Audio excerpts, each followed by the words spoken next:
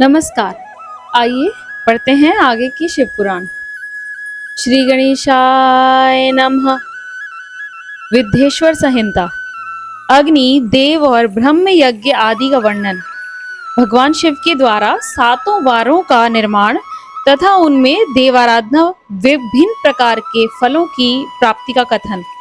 ऋषियों ने कहा, प्रभु, अग्नि यज्ञ, देव यज्ञ, ब्रह्म यज्ञ, गुरु पूजा तथा ब्रह्म तृप्ति का हमारे सामने वर्णन कीजिए। तो सूत जी बोले, महर्षियों, गृहस्थ पुरुष अग्नि में सायंकाल और प्रातः काल जो चावल आदि द्रव्य की आहुति देता है उसी को अग्नि यज्ञ कहते हैं। जो ब्रह्मचर्य आश्रम में स्थित हैं, उन ब्रह्मचारियों के लिए समिधा का आधान ही अग्नि यज्ञ है।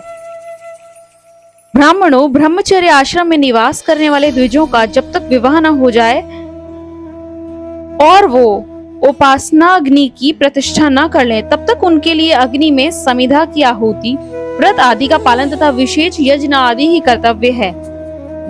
जिन्होंने ब्राह्म्य अग्नि को विसर्जित करके अपनी आत्मा में ही अग्नि का आरोप कर लिया है, ऐसे वानप्रस्थियों और सन्यासियों के लिए यही हवन या अग्नि यज्ञ है कि वे विहित समय पर हित कर परिमित और पवित्र अन्न का भोजन कर लें।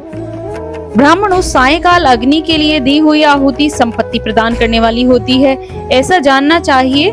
और प्रातः काल सूर्य देव को दी हुई आहुति आयु की वृद्धि करने वाली होती है। यह बात अच्छी तरह समझ लो। दिन में अग्निदेव सूर्य में ही प्रविष्ट हो जाते हैं, अतः प्रातः काल सूर्य को दी हुई आहुति भी अग्नि यज्ञ के ही अंतर्गत है। इसी प्रकार यह अग्नि यज्ञ का वर्णन किया गया है। इंद्र आदि समस्त देवताओं के उद्देश्य से अग्नि में जो आहुति दी जाती है उसे देव यज्ञ समझना चाहिए। स्थाली पाक आदि यज्ञों को देव यज्ञ ही मानना चाहिए। अब ब्रह्म यज्ञ का वर्णन सुनो। द्विजों को चाहिए कि वह देवताओं की तृप्ति के लिए निरंतर ब्रह्म यज्ञ करें। वेदों का जो नित्य अध्ययन या स्वाध्याय होता है उसी को ब्रह्म यज्ञ कहा गया है। प्रातः नित्य कर्म के अनंतर सायंकाल तक ब्रह्म यज्ञ किया जा सकता है, उसके बाद रात में इसका विधान नहीं है। अग्नि के बिना देव यज्ञ कैसे संपन्न होता है, इसे तुम लोग श्रद्धा से और आदर पूर्वक सुनो। सृष्टि के आरंभ में सर्वज्ञ, दयालु और सर्वसमर्थ महादेव जी ने समस्त लोगों के उपकार के लिए वारों की कल्पना की। वे भगवान शिव संसार रूपी रोग को दूर करने के लिए वैद्य हैं, सबके ज्ञाता तथा समस्त औषधों के भी औषध हैं। उन भगवान ने पहले अपने वार की कल्पना की जो आरोग्य प्रदान करने वाला है। तत्पश्चात अपनी माया शक्ति का वार बनाया जो संपत्ति प्रदान करने वाला है। जन्म काल में दुर्गति ग्रस्त बालक की रक्षा के लिए उन्होंने कुमार के वार की कल्पना की। तत्पश्चात सर्वसमर्थ महादेव जी ने आलस्य और पाप की निर्वृत्ति तथा समस्त लोगों का हित करने की इच्छा से लोक रक्षक भगवान विष्णु का वार बनाया। इसके बाद सबके स्वामी भगवान शिव ने पुष्टि और रक्षा के लिए आयु करता त्रिलोक सतृष्टा परमेष्ठी ब्रह्मा का आयुष कारक वार बनाया, जिसके संपूर्ण जगत के आयुष की सिद्धि हो सके। इसके बाद तीनों लोकों की वृद्धि के लिए पहले पुण्य पाप की रचना हो जाने पर उनके करने वाले लोगों को शुभाशुभ फल देने के लिए भगवान शिव ने इंद्र और यम के वारों का निर्माण किया। ये दोनों वार क्रमशः भोग देने वाले तथा लोगों की मृत्यु भय को दूर करने वाले हैं। इसके बाद सूर्य आदि 7 ग्रहों को जो अपने ही स्वरूप भूत तथा प्राणियों के लिए सुख दुख के सूचक हैं, भगवान शिव ने उपयुक्त 7 वारों का स्वामी निश्चित किया। वे सबके सब ग्रह नक्षत्रों के ज्योतिर्मय मंडल में प्रतिष्ठित हैं। शिव के वार या दिन के स्वामी सूर्य हैं। शक्ति संबंधी वार के स्वामी सोम हैं। कुमार संबंधी दिन के अधिपति मंगल हैं। विष्णु वार के स्वामी बुध हैं। ब्रह्मा जी के वार के अधिपति बृहस्पति हैं। इंद्र वार के स्वामी शुक्र और यम वार के स्वामी शनेश्चर हैं।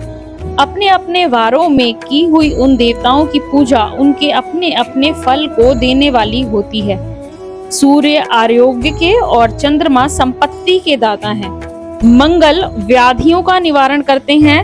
बुध पुष्टि देते हैं। बृहस्पति आयु की वृद्धि करते हैं। शुक्र भोग देते हैं और शनेश्चर मृत्यु का निवारण करते हैं। ये 7 वारों के क्रमशः फल बताए गए हैं जो उन देवताओं की प्रीति से प्राप्त होते हैं। अन्य देवताओं की भी पूजा का फल देने वाले भगवान शिव ही हैं। देवताओं की प्रसन्नता के लिए पूजा की 5 प्रकार की ही पद्धति बनाई गई है। उन देवताओं के मंत्रों का जप यह पहला प्रकार है। उनके लिए होम करना दूसरा, दान करना तीसरा तथा तप करना चौथा प्रकार है। किसी वेदी पर, प्रतिमा में, अग्नि में अथवा ब्राह्मण के शरीर में आराध्य देवता की भावना करके 16 उपचारों से उनकी पूजा या आराधना करना 5वां प्रकार है। इनमें पूजा के उत्तरोत्तर आधार श्रेष्ठ है। पूर्व के अभाव में उत्तरोत्तर आधार का अवलंबन करना चाहिए। दोनों नेत्रों तथा मस्तक के रोगों में और कुष्ठ रोगों की शांति के लिए भगवान सूर्य की पूजा करके ब्राह्मणों को भोजन कराएं। तदंतर 1 दिन, 1 मास, 1 वर्ष अथवा 3 वर्ष तक लगातार ऐसा साधन करना चाहिए। यदि प्रबल प्रारब्ध का निर्माण हो जाए तो रोग एवं जरा आदि रोगों का नाश हो जाता है। इष्ट देव के नाम मंत्रों का जप आदि साधन वार आदि के अनुसार फल देते हैं। रविवार को सूर्य देव के लिए, अन्य देवताओं के लिए तथा ब्राह्मणों के लिए विशिष्ट वस्तु अर्पित करें। यह साधन विशिष्ट फल देने वाला होता है तथा इसके द्वारा विशेष रूप से पापों की शांति होती है। सोमवार को विद्वान पुरुष संपत्ति की प्राप्ति के लिए लक्ष्मी आदि की पूजा करें तथा सपत्नीक ब्राह्मणों को घृत पक्व अन्न का भोजन करवाएं। मंगलवार को रोगों की शांति के लिए काली आदि की पूजा करें तथा उड़द, मूंग एवं अरहर की दाल आदि से युक्त अन्न ब्राह्मणों को भोजन कराएं। बुधवार को विद्वान पुरुष दधि युक्त अन्न से भगवान विष्णु का पूजन करें। ऐसा करने से सदा पुत्र, मित्र और कलत्र आदि की पुष्टि होती है। जो दीर्घायु होने की इच्छा रखता हो वह गुरुवार को देवताओं की पुष्टि के लिए वस्त्र, यज्ञोपवीत तथा घृत मिश्रित खीर से यज्ञ पूजन करे। भोगों की प्राप्ति के लिए शुक्रवार को एकाग्रचित होकर देवताओं का पूजन करें और ब्राह्मणों की तृप्ति के लिए षड्रस युक्त अन्न दें। इसी प्रकार स्त्रियों की प्रसन्नता के लिए सुंदर वस्त्र आदि का विधान करें। शनैश्चर अपमृत्यु का निवारण करने वाले हैं। उस दिन बुद्धिमान पुरुष रुद्र आदि की पूजा करें। तिल के होम से, दान से देवताओं को संतुष्ट करके ब्राह्मणों को तिल मिश्रित अन्न भोजन कराएं। जो इस तरह देवताओं की पूजा करेगा वह आरोग्य आदि फल का भागी होगा। देवताओं के नित्य पूजन, विशेष पूजन, स्नान, दान, जप, होम तथा ब्राह्मण तर्पण आदि में एवं रवि आदि वारों में विशेष तिथि और नक्षत्रों का योग प्राप्त होने पर विभिन्न देवताओं के पूजन में सर्वज्ञ जगदीश्वर भगवान शिव ही उन देवताओं के रूप में पूजित होते हैं। सब लोगों को वह आरोग्य आदि फल प्रदान करते हैं।